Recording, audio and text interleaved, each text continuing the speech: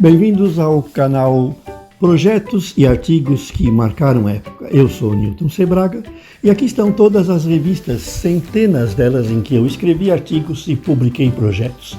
E como vocês podem ver, eu tenho a maioria desses projetos funcionando e montados.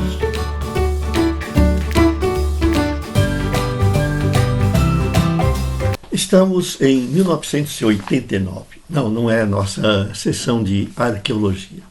Eu apenas estou aqui relembrando um artigo que fez sucesso e que saiu na Revista Eletrônica Total número 9 de 1989.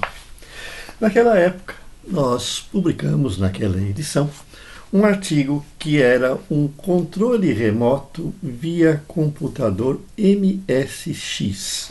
O que é o MSX? Naquela época estavam já se tornando populares os microcomputadores. Você comprava um microcomputador pequenininho, do tamanho de um teclado, porque ele vinha embutido, ou ainda às vezes com uma caixinha na frente para você conectar, e o monitor era a sua televisão. Você usava o seu televisor analógico como monitor para o seu computador MSX. E a gente programava nele muita coisinha, programava em Basic jogos, aplicativos, certo? Tinha agendas, tinha calendário, muita coisa que você podia fazer. Eu tinha, por exemplo, um programa que fazia gráficos. Eu levantava, eu punha a equação e ele apresentava na tela o gráfico daquela equação para os valores que eu queria ver como é que ficava a função. Então tinha muita coisa interessante, né, que você podia fazer com o seu MSX.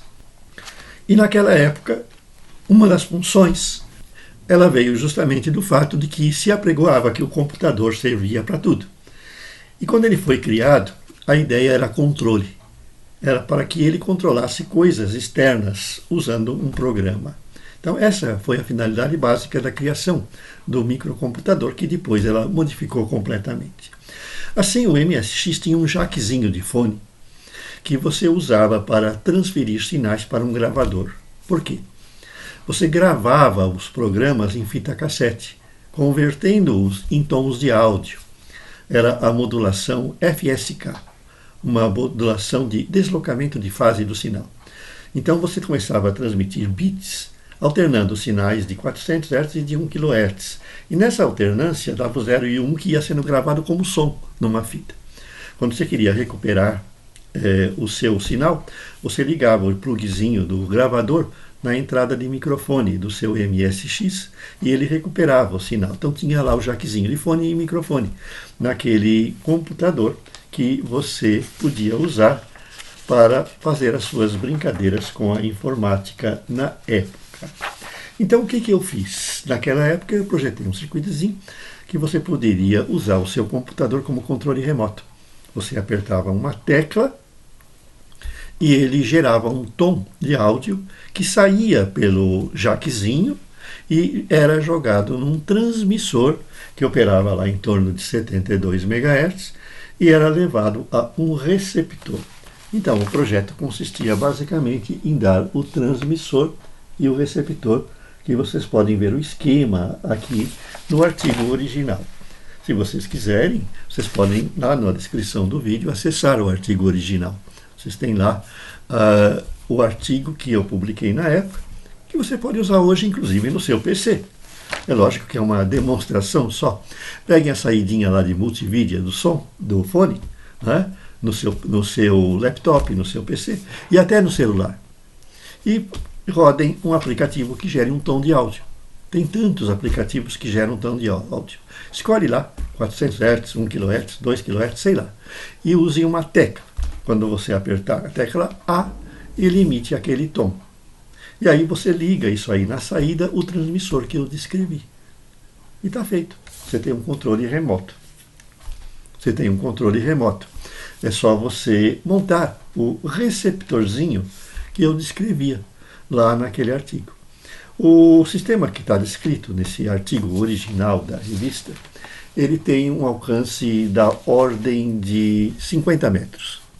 O que era mais do que suficiente para você, por exemplo, fazer o seguinte. Imaginem aí, você está morando num apartamento, numa casa e tem lá um portão elétrico que abre a porta para a visita. E você está entretido no seu videogame aqui, certo? Lá no laptop ou no computador, ou falando com alguém numa live. Você deixa o aplicativozinho no canto e quando alguém tocar a campainha, você simplesmente seleciona o aplicativo e aplica a tecla A. Lá na fechadura elétrica da porta, você coloca o receptor e a porta abre. Você tem aí um controle remoto para uma aplicação. Para a época, isso era uma novidade, né? A possibilidade de você ter o controle à distância através do seu computador. Bastava você apertar uma tecla e você tinha uma função remota. Hoje você ainda pode montar esse circuitinho, ele usa componentes atuais, tem lá o desenho da placa, eventualmente até usar uma matriz de contato, porque ele funciona, né? E fazer aí um projeto diferente.